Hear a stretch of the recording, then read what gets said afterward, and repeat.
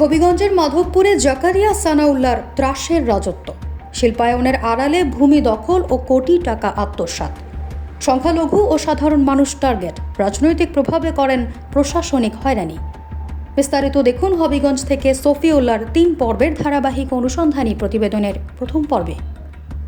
হবিগঞ্জের মাধবপুর উপজেলার 7 নম্বর জগদীশপুর ইউনিয়নের জগদীশপুর গ্রামে শিল্প কারখানার আড়ালে ভূমি দখল, অর্থ আত্মসাৎ ও ভয়ভীতি প্রদর্শনের ভয়াবহ চিত্র উঠে এসেছে অনুসন্ধানে। স্থানীয়দের অভিযোগ, আবদুল্লার ছেলে জাকারিয়া ও সানাউল্লাহ দীর্ঘদিন ধরে একটি সংঘবদ্ধ সিন্ডিকেট পরিচালনা করে সাধারণ মানুষ ও সংখ্যালঘু পরিবারকে সর্বশান্ত করছে। স্থানীয়রা জানান, কাকো কেমিক্যাল ও জাজ নামের 2টি শিল্প কারখানার কথা বলে তারা মানুষের জমি দখল করছে এবং বিভিন্ন প্রকল্পের প্রলোভন দেখিয়ে মোটা অঙ্কের টাকা হাতিয়ে নিচ্ছে। সূত্র জানায়, আওয়ামী লীগ সরকারের আমলে সাবেক মন্ত্রী মাহবুব আলীর প্রত্যক্ষ ছত্রছায়ায় জাকারিয়া ও সানাউল্লাহ এলাকায় অপ্রতিরোধ্য প্রভাব বিস্তার করে। সেই প্রভাব খাটিয়ে বল প্রয়োগে জমি দখল এবং নামে বেনামে শিল্প স্থাপনা গড়ে তোলা হয়। ক্ষমতার পালাবদল হলেও তাদের তৎপরতা থামেনি বলে অভিযোগ স্থানীয়দের।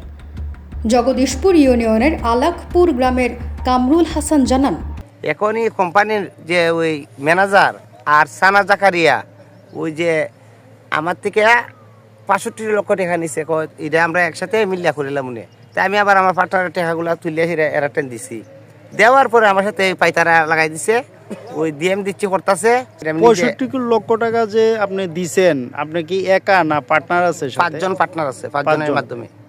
একই ইউনিয়নের সংখ্যালঘু পরিবারের সদস্য আনি সরকার জানান, আমার নাম আশি সরকার। আমরা 4 ভাই এক সম্পদ আসলো, 3 ভাইয়ের সম্পদ নিয়ে গেছে আর আমার সম্পদ আর রয়ে গেছে। ওই জায়গাটা টাকা পয়সা দিয়ে দিচ্ছি, খাইতে লেগেছে মাটি কোথায় করিয়া। ছাতিয়ান ইউনিয়নের বর্তমান চেয়ারম্যান মিনহাজ উদ্দিন কাসেদ চৌধুরী বলেন, আমার ইউনিয়ন পরিষদের ট্যাক্স 13 লক্ষ টাকার উপরে সে দেয় না।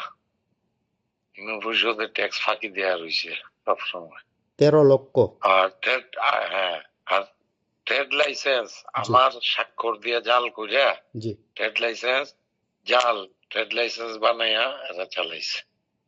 আসলে বাজে লোক। ওই যে এইখানে কামরুল উপরে আক্রমণ করছে আজকে এরা আমার এলাকাতে, সে বাইরের লোক এই যে মাইর পিট করবার লাগে হায়ার করে নিয়ে, এটা তো খুব ডেঞ্জারাস কথা।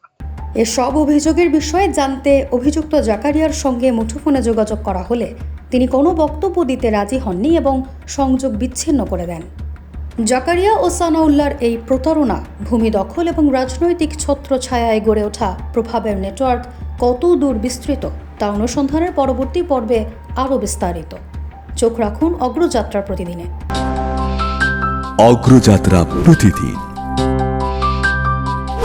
নির্ভীক প্রত্যয়ে উজ্জীবিত।